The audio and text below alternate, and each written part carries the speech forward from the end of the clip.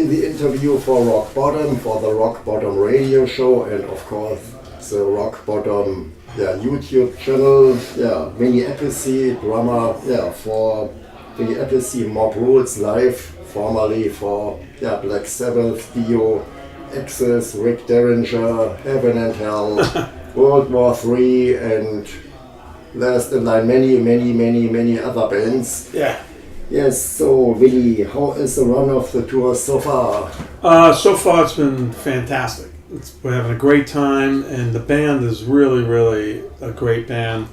And we got the set list together, good run, good flow, and we're getting a great reaction, and the places have been pretty full and packed, and we're having a great time. It's good. Yes. But I have seen it's just one song from your newest album, Appice, the album with your brother, Sinister. So why did you just choose one song? Well, we chose one song because of it has something to do with Ronnie James Dio. The song is called Monsters and Heroes, and all the lyrics are about Ronnie. Yeah. So it was a great fit to put in the set, because I'm doing mainly just Dio and Sabbath stuff. Yeah. So here's a new song to promote the album that has a tie-in to Ronnie and fits in with everything, so it's good. And Ronnie was very important for your career in Black Sabbath and Dio, of course, Heaven and Hell. What's the life after him? How did you cope with the situation that Ronnie isn't living anymore? How is the situation for you today without him? Yeah, well, we were really close, and we got along well, and we were together for a long time, and then at one point I left the band because it was all different, and I thought it was time to change, and then came back in Heaven and Hell, and so, well, actually we left 2 times, but we've always been close, and then doing the Heaven and Hell tour in 2007 and 2009, it was fantastic. We had fun, and everything was great, and band playing together really well. And then he got sick, and it was just so sad, and we were supposed to go back out in 2010, and Ronnie was hoping to do that, but it just got worse, and it was really just extremely sad part of my life, and then he passed away, and it was just like I couldn't believe it, because he was such a strong personality, such a strong person. You'd think, well, he could beat it. He's tough, but killing the dragon. Yeah. So it was really sad, and now it took a while, and then started getting things going, different things, different projects and stuff, and it's nice, like now, to see these songs are still going. 35 years. Today's 35 years, Holy Diver's birthday. Yeah, really. So, these songs are 35 years old, and we're still playing them. People going, that's amazing. It's a classic, yeah. You've played with Black Sabbath, Heaven and Hell and Dio in very huge arenas, but now it's a little bit smaller. So what do you prefer more? Playing the huge arenas and maybe sometimes stadiums, or playing more the little clubs? Well, it's a lot smaller. So it's just the music business has changed. Back in the 80s, rock was huge, and record companies, a lot of record companies, a lot of money in the record companies. So there's a whole different thing, business. It is a business, and now it's changed a lot, and there's a lot of bands that were big that go out and play clubs now, or theaters, and it's just the way it is. But a show's a show. Any musician will tell you pretty much. Once you go on stage, even the people are 200 people, 300 people, right there, it becomes great. Not as big as the arenas, and it's just the comfort level's different as far as traveling, and little tours are not as comfortable. Big tours, it's easy. So. It's the record sales aren't as high as in the 80s or 90s anymore. What's that? The record sales. Well, the internet's changed everything. People want to download everything for free. Yeah. They don't realize it's hard to do that because it costs money to make the record. Mm-hmm. Got to go in the studio, and especially something that sounds good. You know, you go to a proper studio, like with my band, The Last in Line. We go into a really nice studio with Jeff Pilson is producing, and it sounds great. Yeah. But it costs money.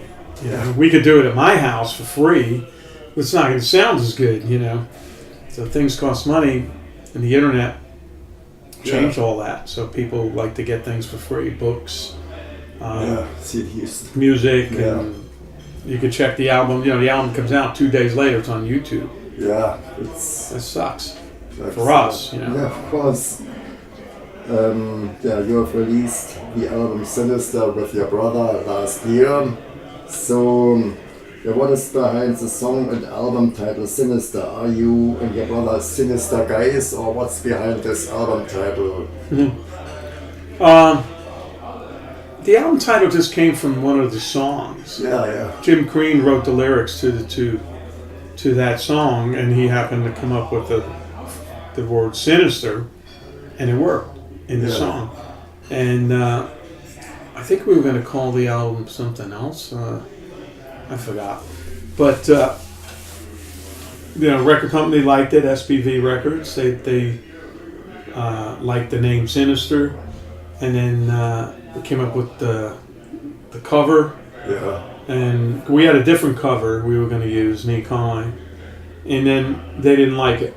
Yeah. You know, we were going to, because Carmine pronounces his name Appice. Oh yeah. So we were going to call it Masterpiece, like a masterpiece. Yeah. But then we didn't realize, like in the countries that don't really speak English, that it's going to be hard to understand that. Yeah. So we changed the whole thing, and then they came up with the cover with the two split faces. Really good cover. Really good cover, yeah. It's a great album. You had many people, many musicians involved in this band project, Sinister, so was it fun to work with so many friends and so many guys? Was it vivid for the whole atmosphere? Well, the funny thing about this album is all the people that played on it were in different places. Yeah. There was even this guy, Chris, from France. He was in France, and we just sent him. He sent some ideas and put them together. I did a lot of editing and putting things together, making strong song structures. Yeah. And then I send it back, let them play it, and then bring it back to me. I put drums on it, then send it to the bass player. Nobody was really in the same room except when we did a couple of basic tracks, and that was the only time we were in the same room together. I understand. Even Carmine, he'd come over to my house, and he'd play, because there's double drums. Sometimes there's one of us playing, then me, him, me, together. So I'd do my part, then he'd come over, and I'd record him. Yeah. So we never really played together. It's too confusing to play together. This would be one of my next questions, because it's unusual that two drummers are in one band. So in most of the songs of Sinister, you are appearing together, you and your brother together in most of the songs. So how hard was it arranged these two different drummings to one cohesive song? Well, each song is different. Some songs we're playing together. Yeah. The whole song. And then some songs I'll play verse, he'll play chorus, then he'll play chorus, I'll play verse. Yeah. I'm on the left side, he's on the right side. And we split them up. And then there's some songs we play by ourselves. So there's all different combinations. So we sat there to figure out what would work better for each song, which ones and stuff. Yeah, it sounds so interesting. But you can't record two drum sets at once. You can, but it's a lot of... Yeah, this was my idea. How did they do that? Like, you put one drum set up and my set and all the microphones and the leakage and then play together and get it straight. It's hard to do, so we didn't do it like that. Okay. And where do you see the difference between your drumming and Carmine's drumming? My drumming's a lot better. Of course. Nah, kidding, but Carmine's older than I am. He grew up with Gene Krupa. Yes. You know, and Flash and twirling the sticks and all that kind of stuff. I grew up kind of listening to Buddy Rich and John Bonham. And so I'm a heavier drummer, louder, faster. You know, I like to play fast. And Carmine is more flashy. You know, he twirls the sticks and throws them. He's all about the showmanship of it. So, but then yet we sound the same when we play some of the stuff. Yeah. I feel, but then we sound different. So there's a difference in a definite difference, and then there's the same too. Okay. When you started with drumming, did you learn from Carmine? Did he teach you some things, or was it independently? No, well, he's 11 years older than I am. So when I was 7, 8 years old, he used to have a band rehearse in the house in New York, and I used to watch him. Like, wow, you know, amplifiers and wires and guitars and drums, and it was like fantastic entertainment, and that got me inspired. Like, wow, I want to do this, you know. And then he left a set of drums at the house, and I started banging on them. So that got me going. Yeah, for sure. Yeah. And what did your parents say about their both famous sons? Were they proud, or were they just? My parents loved it. Yeah. Oh yeah, they loved it. They that's what made it easy. Is my mother and father were supportive with us playing the drums. Yeah. With Carmine, they made him finish high school. Well, you go to school, finish high school, and you can play. And my father would take him in the car to a gig and help him, and you know, so they're very supportive. And then when I got going, I was a bit more wild, and I didn't want to go to school, so I quit school. But I was working with John Lennon when I was going to school. Yeah. So it was like, go to school, and then at night you're hanging out with John Lennon. It was a weird difference of worlds, you know. So I told them I want to quit, and I'm going to play drums, you know. Yeah. So they were cool with it, you know. And how did it come, this collaboration with John Lennon? How did he come to you, or how did you come to his work? Well, we were, a good friend of ours was Jimmy Iovine, who owner of Interscope Records and Beats Audio, and he used to produce John Lennon and a number of other big bands. And so he brought us into Record Plant Studios in New York City and recorded some demos. And then we got signed to a management deal with Record Plant Studios in New York. And they gave us a room upstairs in the building to rehearse in Manhattan. Yeah. Which was like fantastic. We didn't have to pay for anything, and this is Manhattan. Everything's expensive. So we used to rehearse there almost every night. And one night, Jimmy called and said, "Hey, can you come down and do hand claps for this project?" Yeah. So there was it was a 9-piece band. We had 4 horn players. Yeah. You know, funk rock kind of band. So we went downstairs to the studio and walk in, and we see John Lennon. Oh my God, it's John Lennon. Freaking out, you know. And then we put the headphones on, and he's talking to us. You know, and you're like, he's talking to me. Yeah. Shit. So we did hand claps for the song called "Whatever Gets You Through the Night" that he released. That's me and my band. Yeah. And then and then we left, and he probably asked, "Who was that?" And Jimmy Iovine said, "That's the band upstairs. I'm producing."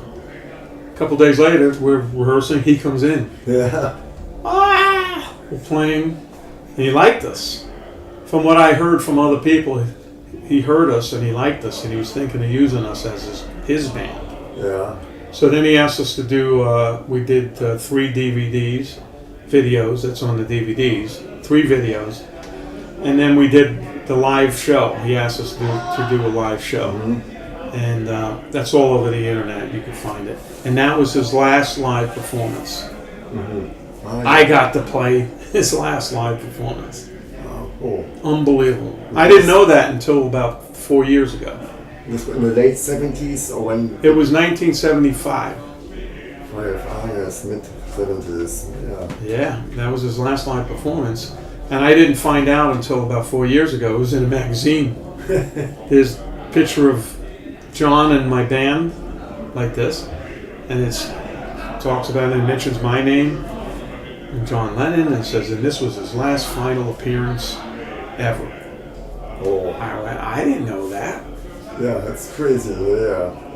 And I played it. That's like unbelievable. That's great. Yeah, it's Amazing. great. Yeah. So, and you've got many projects. The Appice with your brother, Mob Rules, Live, Resurrection, Kings, Last in Line. So how do you handle all these various activities? Especially with your brother, he's got also other projects. Is it hard to handle, hard to schedule? With Google Calendar. Where am I going? Well, it's a lot of people these days. Another thing where the business has changed, do multitask. Yeah, they play in this band, then they do an all-star band, and they do this for fun, and so there's a lot of projects because it's fun to play. Yeah.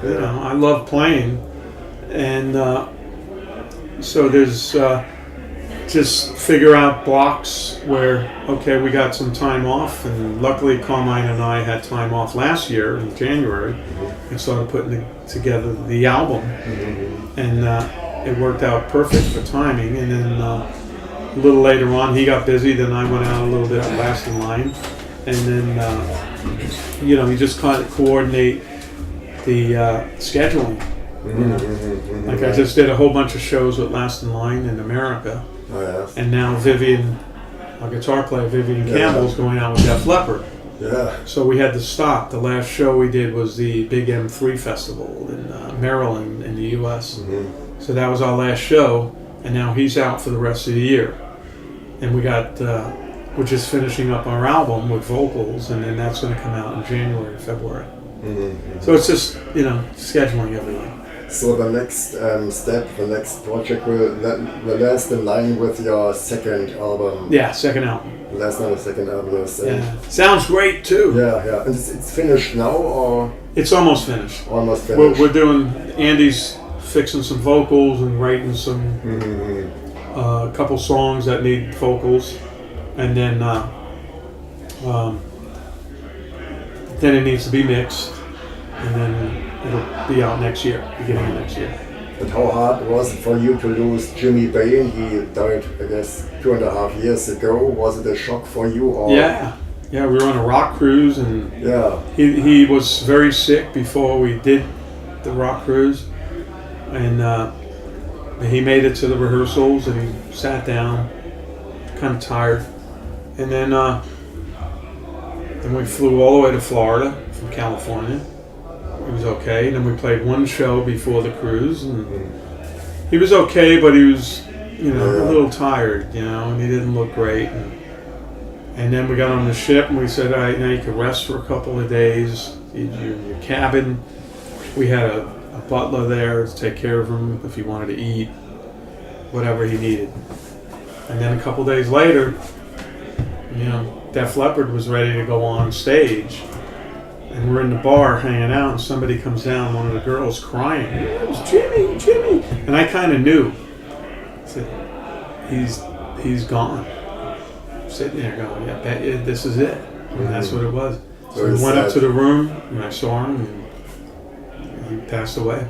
Yeah, very sad. Crazy, man, on the ship. And so we were shocked, And Vivian had to go on stage. Right after that, so he was a little, out of whack there, something like that happens. Okay. And then we just decided we'll take some time off, because we had a whole bunch of dates booked, and we'll regroup and see what we want to do, And we took a couple of months off, and then we wanted to continue, and Jimmy would want us to continue. So we started playing with a couple of different bass players. And when Phil Susan came down, he's a good friend of Viv and I and Andy. Yeah. And he came down, he just fit in so well, and he's a great player. It's good, and easy to get along with and write with and stuff. So he fit in great. And then we continued. Yeah. Because Last in Line and Resurrection Kings, was related to Dio. Isn't it a competition between both bands? No, the Resurrection King was something. My good friend is also Craig Goldie, you know, and he's a real good buddy. And he called up and said, "I'm doing this record and for Frontiers. That's the record label for Last in Line, and we would love to have you play drums on it." So I heard some of the songs. I went, it's cool. So that they just sent me the files, and I did it in my home studio. And I sent it back. So we never played together on the album. Just like Sinister. But and then we did a couple of gigs, but nothing really blossomed. It didn't go any further. You know, it was a good band. We had fun playing it, but you know, a lot of people didn't know the band, and it was more of a project. So I guess last year, 2 years ago, there was a hologram show of Dio, Ronnie as a hologram. What do you say about this? I haven't seen it. I don't know. I can't really tell. But I heard people liked it. I heard people didn't like it. It could be. I don't know. It could be. I think they're doing that with a bunch of other stars too. Yeah. So I don't know. I'd have to see it. Okay. Yeah. Okay. These were my questions. Do you have further information for your fans? Well, all my stuff is on my website, vinnyappice.com. It's up there, and then Last in Line Rocks, and on Facebook, a bunch of stuff up there, and Carmine's website too. You know, just search our names, you can find what's going on. That's good. Thank you, Vinny, for this nice interview. We'll get feedback. I send it to your Facebook site and to the promoters. And thank you very much. Good, thank you. Nice to talk to you.